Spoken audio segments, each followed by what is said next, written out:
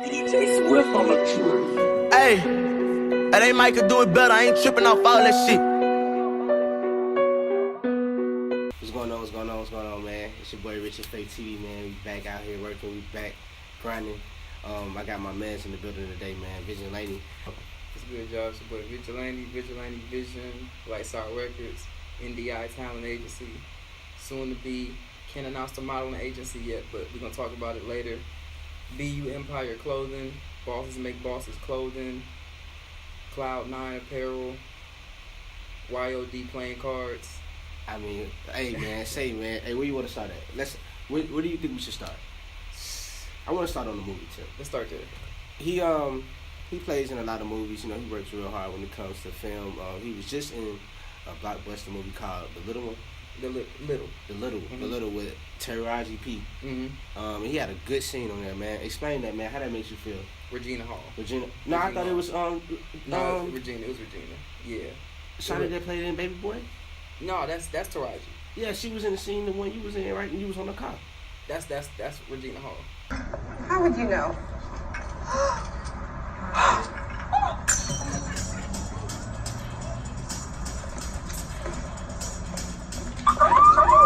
Beat it, boys. This ain't the hood.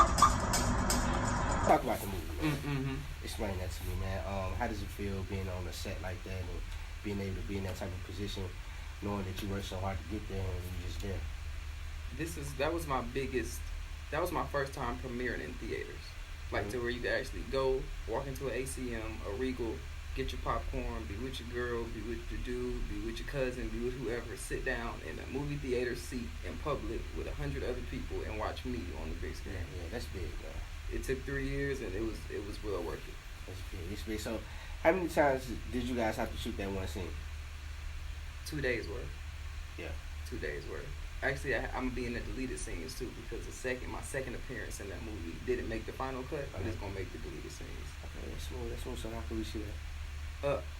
I'm still waiting for the DVD to come out myself, and when it comes out, then I'm gonna buy a couple copies, probably frame one, and then actually have one that I actually watch. I'm gonna chop the clip up, and then I'm gonna put it on IG for everybody too, so they can see the deleted scenes too.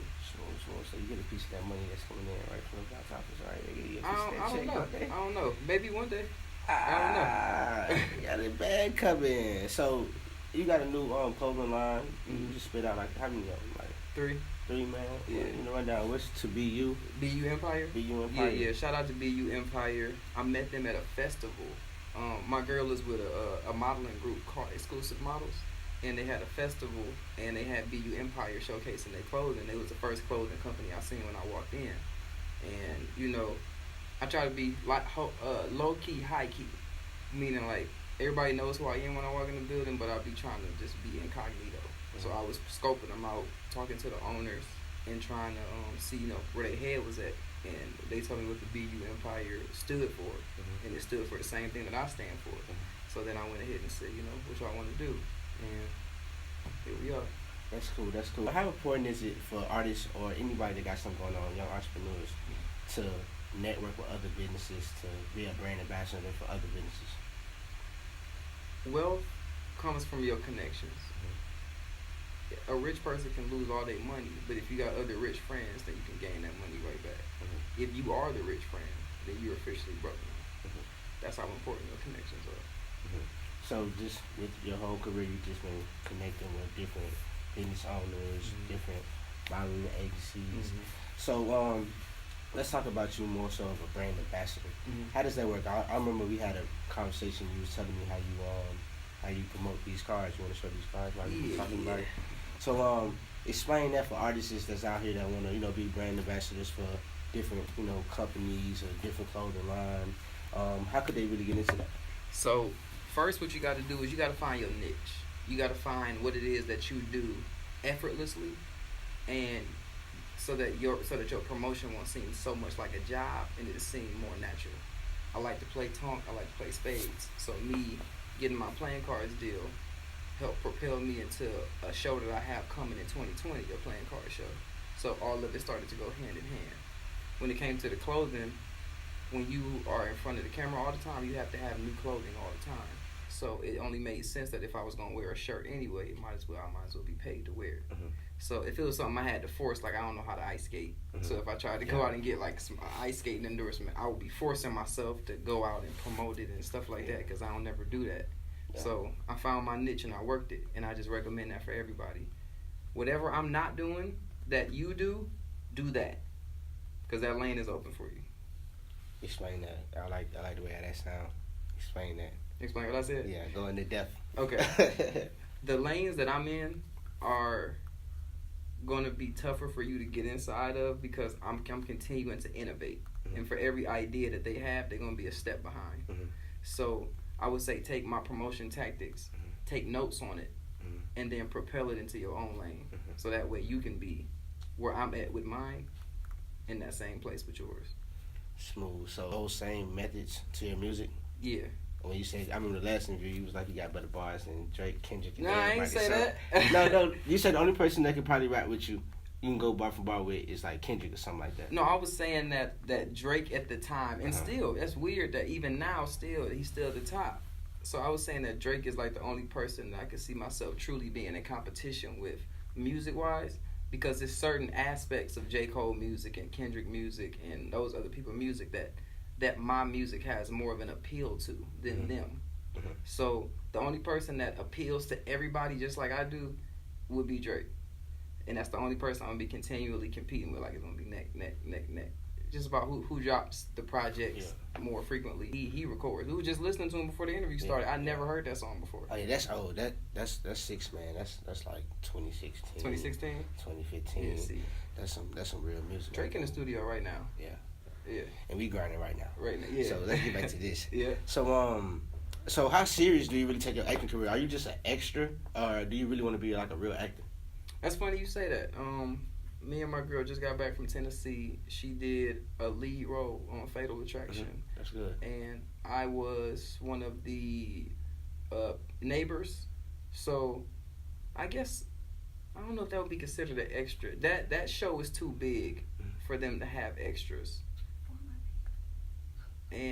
But before she did that, I did a lead role on the show For My Man, which is similar to Fatal Attraction. So for those who don't know, For My Man is a show on TV One. Fatal Attraction is a show on TV One where they reenact murder scenes and different scenarios of where people did certain things that they were pushed into because they loved somebody. So I did a lead role in that, and she did a lead role in that. I got a very big featured role in Star, Saints and Sinners. I was the DJ on Life of the Party, the DJ on Dynasty, and a student in Little. Episode 7, Scene 1, Take 10. Action. You know, that's what I'm talking about. Like until you spend some time with the kids and shit. So, Around here somewhere. At least you show it. it's a waste of time. They can make some money. Look at all these people, man. Let's get to it.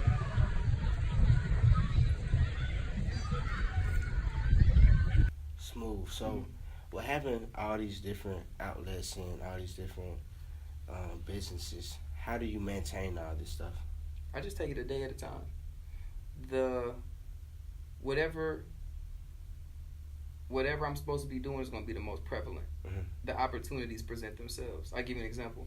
My brother-in-law is a personal trainer. He's been trying to get me to personal train with him for almost a year. And I've been telling him, yo, your time is coming. I got something big coming up, and your time is about to come. And then when I got in talks with the modeling agency, it was just perfect timing, because now I have to start working on my upper body now.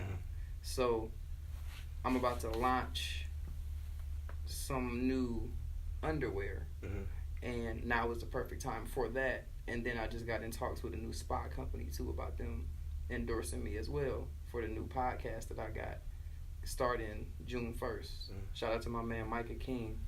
And with that, now I'm about to get, my facials and all of that stuff right too. So everything just lined up.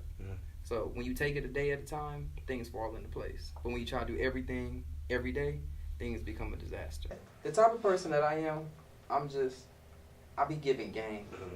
When I'm on movie sets, especially like the badder that the girl is that wants the advice from me, I'll be giving game. I done put so many people on. I done put at least 10. I done started at least 10 acting careers. I done launched at least 2 modeling careers. The show that my boy Michael King just got, I put in the call for him. They asked me if I wanted the show, and I said yes, but I want him to have a show, and I'll be his co-host.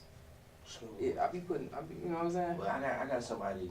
He probably gonna watch this interview too. It's my little cousin. He want to get into the acting, and he got the face for it. He got everything you need to have for it. So that'll be somebody good for you to work with. Let's set it up. So, with you putting all these people on, who really putting you on? Who's having your back? Who's your gatekeeper? God. I mean, we know that, but outside of God, the man he put on earth. Honestly, the people that I run into, I'm a sponge. I'm forever, even though I seem like I'm a teacher, I'm forever a student. Where everywhere that I go, I just soak up knowledge. I'm a fly on the wall. I move in every single room very strategically, and I take what I need to get from there and apply it to where I need to go. I learned a lot of my marketing tactics from Smack URL and from Kevin Hart. They really taught me how to promote. So I guess I would say them inadvertently, but nobody specifically has just gone like, yo, I see what Vigilante is doing and I want to pull him from this to this, and that's where a lot of my frustration comes from. The radio stations in Atlanta, the Streets 94.5s, the 107.9, the Power 96.1, the V103. I feel like it's time. I feel like after I did the movie with Regina, that was, you know what I'm saying? I'm in theaters now. Yeah. I don't know what more you want me to do. I'm a lead character on TV One. I don't know what more they want me to do. Is that like a real big obstacle for you? Yeah. It messes with me because, like I said about the niche thing earlier, when I started doing my first 1, 2, 3, 4, 5 interviews, once I got done with those, that's when my page started to blow up, and I figured out that I found my niche. Yeah. I like being on stage. Stage is cool, but I like being behind the microphone and on TV more. So it does something to me when I've earned to be in a certain place and they try to little boy me or pretend like that I don't deserve to be there. Or like you don't have a resume. Amen. I really like something you just said. So you found your niche for, like, when you was doing all these interviews, it was getting more people to know who is Vigilante, so your followers started going up. Yeah. So that was like a marketing tool you kind of like picked up. Yeah. So for people who want to have better marketing tools or marketing skills, what's some advice you can probably give them? What's some sources they can look at outside of the 2 sources you just previously said? Okay, I would say audience. I started off doing music when Facebook was popular. Then it went to Twitter. Then it went to Instagram. Then Snapchat had a little run. Then it went back to Instagram. So now, Like at Facebook too. And Facebook, Facebook revamped. So now that Instagram has found a way to connect Twitter and Facebook, now your audience can be in all of those different places, but you have to know where your audience is primarily. A lot of people, fans, ain't even primarily on social media. They're on YouTube. And a lot of people, fans, ain't even on social media. They in the streets. They in the club. So you have to know where they are, and you have to figure out a way to find them. So when I did that, if you look at all my other platforms, I don't have 30,000 plus followers on all of those. I figured out where they were. They're over here. And I keep them rounded up here, and then I keep giving them my content here. And that was the best way for me to solidify it. I feel, man, Mr. Vigilante got a question for me. So ask me what you got to ask me, sir. Yeah, I want to know, when people go to my page, and she was one of them who did it when they first went to my page, they have no idea what I do. They don't know what I'm promoting. They just know that it's a dope page and that they want to continue to see the content. Based off of when you go to it, what do you get from it? All right, so the first time I came across your page, this was like, this is like 2018. About 2018? It was early 2018. I looked at the following. You know what I'm saying? You had a decent following, and I really drew to you as an artist because I seen the video you shot. You know what I'm saying? And then I started watching your page more. I seen you start acting. So basically, I feel like a lot of people probably come to your page and like you because you show different sides of yourself, as far as being an artist, actor, and just you're in different media outlets. So a lot of people, like for me, it motivates me to want to, bring somebody like you onto my show and have somebody like you as a business friend. You feel me? So, I mean, it's just the work ethic, man. The work ethic is crazy, and that's why I mess with it. I can't speak for nobody else. Oh, well, I appreciate that. But I mess with the work ethic because you came onto my show when it was it was just coming up. It was just a newborn baby, and you're here today, and you're gonna be here next 4 years when it's all the way a grown man. You feel me? Yeah. So just keep working, vice versa for the both of us. But a question for you. So what are you really gonna take serious as far as your business? Like, what's gonna be that one thing that people gonna be able to know Vigilante about? And that's the thing right there that excites me the most. When I walk into a room, I like to walk in stealth mode so that I can find out what the people in the room know me for. Because it's a lot of stuff that I plan on doing. I was just talking to my girl the other day about different cologne names for when I come out with my own cologne. I got slides with my face on them. So what company I'm a partner up with for the slides, and et cetera, just more. I don't know necessarily what's going to blow up first, but I know that I'm going to be known for a lot of stuff in general. So everything is taken seriously, but it's all about what's going to take me seriously. Yeah. That's more so what I'm waiting on. Yeah. So do you feel the city respects your craft and respect who you are as a young entrepreneur? Absolutely. Absolutely. I feel like the people, because I'm a very niche person, so the people understand me, but they don't understand how to communicate with me to ask me how they can move forward. And they don't understand the mindset of a person who's as driven as I am, and it's a little intimidating. That's what I pick up from them.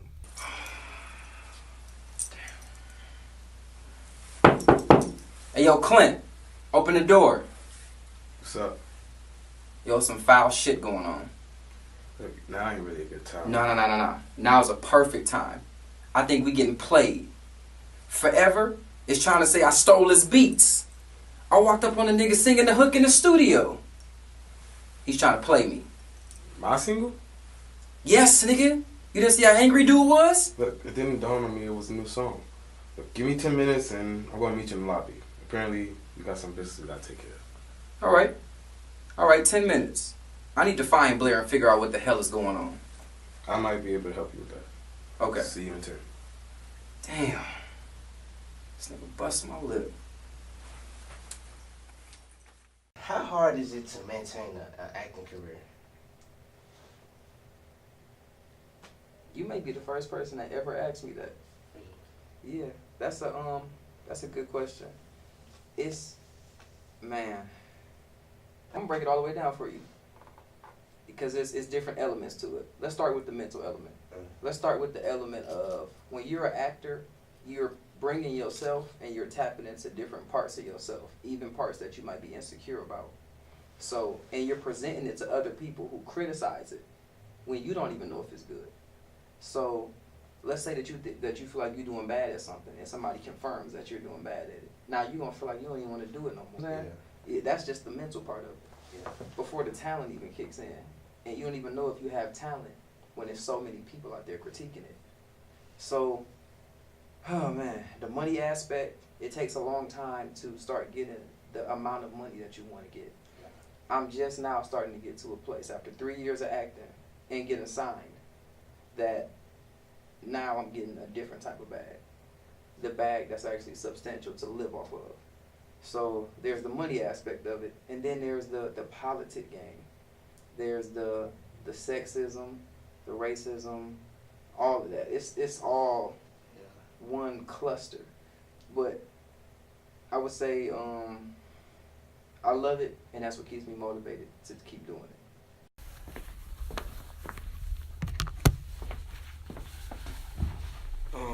So you said something about sexist.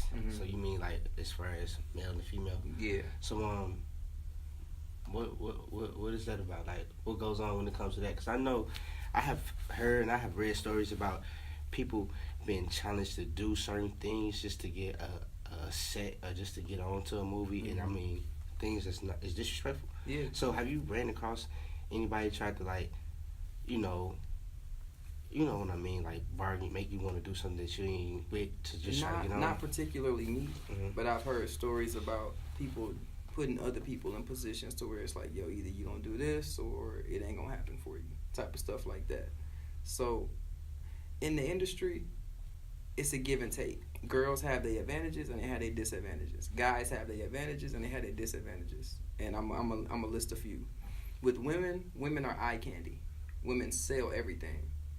I can wear this shirt all day, but if a girl come in here and she is a 10, shirt is sold. It's sold. So with that, they get a lot more work, because the finer you are and the more that you appeal to everybody is the more that you working every single day. Now, there's a bad side to that. You're looked at as a piece of meat if your business ain't together. Now you just somebody to parade around. And whatever your morals are, that's going to be pushed to the limit. They're going to go, I don't know what this girl is willing to do, but we're going to find out because of that. So you're going to make the money that you want to make, but it's all about what you're willing to, how far you're willing to go to make the money that you want to make and to change the lifestyle that you're living now.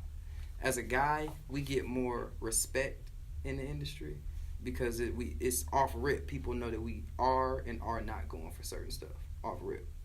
So, but we work a lot less because we don't have the same sales appeal that the women have. So our jobs are a little bit farther, few in between. And then, there's a thing about some of the men getting paid more than some of the women, which I haven't really seen that, but I've heard about it. And just stuff like that. So what really goes on these movie sets where people don't be able to see? Like, do you see a lot of white privilege? Do you see a lot of, racism and racism ways, hazing, a lot of, because I'm into the film industry as well, and I've been on a few sets, but I haven't been on as many as you have. Right. So, what are some crazy things have you seen that you can share? Some that crazy you stuff share? that I've seen on some movie sets. Man, okay, I'm gonna exclude myself on some crazy stuff that I've done on some movie sets. The craziest things that I've probably seen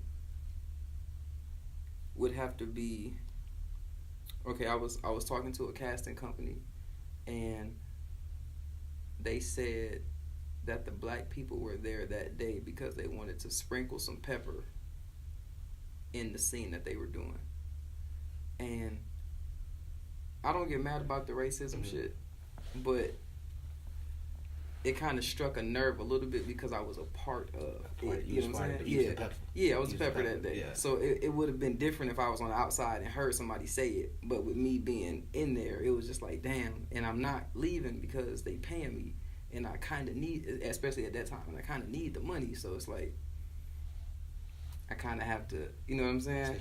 Yeah. So that was one.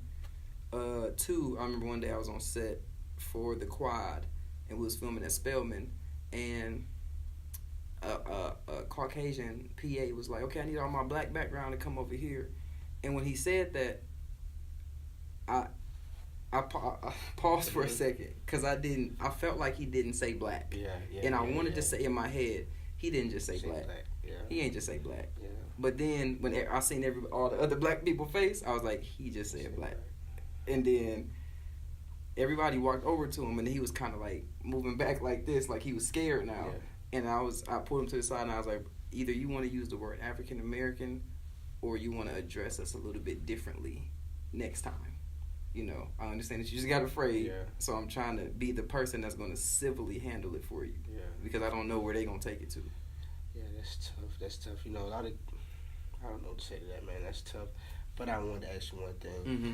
So, you have your queen that acts. Mm-hmm. So what type of advice do you give her about, like, not letting anybody take advantage of her, just to make sure she get to where she want to get at?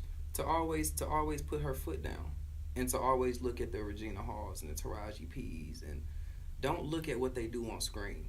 look at what they do behind the scenes. Look at how, if you try to approach any of these Michelle Obama, in any of these bossed up females in any type of way, how they will address you. They don't even need their man around. They got it. You know what I'm saying? So I always tell her to just watch that. Watch Jada Pinkett. Watch how these black queens carry themselves, and not mimic it to the point where you got to become them, but find that balance that they have. Because my girl is really nice, and in the industry, when you're really nice, you can get taken advantage of. And I can't be around all the time, and our friends can't be around all the time. You have to stand on your own, and you have to be able to stand on your own at all times, even in a room full of people. Still got to be able to stand on your own. So I just give her that advice. That's real. So tell me about a time when you felt like you was getting taken advantage of with being in the film industry or being on set or something. Oh man, so many. But I'ma say when we were on the set of Jumanji 2 with The Rock and Kevin Hart, we were in a building where it was kind of like this, and it was the roof was gone, and it was kind of raining through the roof, and it was like 20 degrees, and we were freezing, but we were like kind of being held hostage to the point where they were like, "No, we can't let you go to the bathroom. We can't let you walk over here. We can't do anything. You got to stay right here, and no matter how long it takes us to start filming, in between takes or anything, you can't leave." So it's people walking around with blankets, trying to, like refugees, trying to stay warm, and it's moments like that where I just looked and was like, I had my fun doing this. I can't do it no more. I have to go to the next level, or I can't come back here. Moments like that. And so I think that movie was one of the turning points where I was just like, I'm never going to let anybody ever treat me like that ever again. Yeah. That was one of them. That's tough. What is the biggest obstacle that you had to overcome in just all the businesses that you're doing now? The biggest obstacle that I had to overcome was not getting the support from my mom. And not understanding why, because when you grow up, a person will tell you all of these little quotes and do what you want to do and be all that you can be and all of that stuff, but then when you actually do it and you see the opposite of that, it confuses you. Like, I got baptized when I was 8 because my mom put me in the church. So why would you put me in a position where I believe in faith and believe in God, and then when I step out on it, then you backtrack? That's just weird. So I still remember the day when I went to this college that I was here with my mom and my stepdad doing a tour down this hallway when they used to have the Neve in this room right here.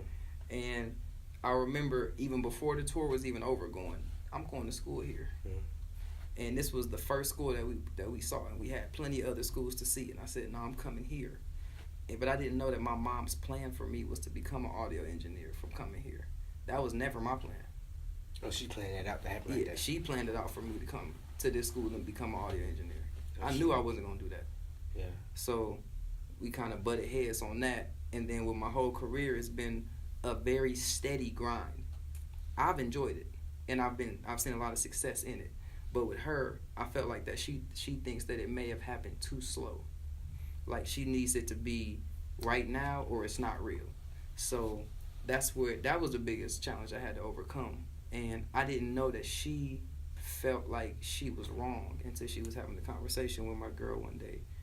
And I overheard them talking, and she admitted it, that she was wrong. And then I overcame that obstacle just a little bit. So what is next for Vigilante, man? Man, I'm really excited to announce that I am starring in, and my girl is co-starring in, and I'm co-executive producing a new animation film called The Littlest Giant. That's what's up. I appreciate it. Animation is tough, man. Animation is a whole new world. I know it. I'm so excited. Yeah. I'm so excited, and I can't wait until we do The Littlest Giant 2, 3. I can't wait. I can't wait for y'all to see it. The script is beautiful. Shout out to Queen. Script is beautiful. We just looking for an animator right now. She wants it to be an all black cast, animation, all of that, all black. Yeah. So right now it's 80% done. As soon as we get the animator, we out of here with it. Yeah. We out of here. Yeah, that's smooth, man. But animation takes a long time, especially to put a movie together. Very tedious. Yeah. Very tedious. And I'm enjoying the process. Everything that I'm doing wrong, everything I'm doing right, it's all a learning experience. I'm learning so much. That's real. So tell these people how they can find your social networks, man. Okay, at Vigilante LOM VIGILANTE LOM on Instagram and Twitter. Vigilante Visuals on YouTube. Vigilante Vivo on Vivo. My new single "Find Me" is coming soon. Make sure y'all copy y'all some playing cards from YODcards.net or KingVig.net. Make sure y'all subscribe to the YouTube channel, my boy RichinFaith, RichinFaithTV. Y'all make sure y'all tune in to all his other interviews. Show me some love. Show him some love.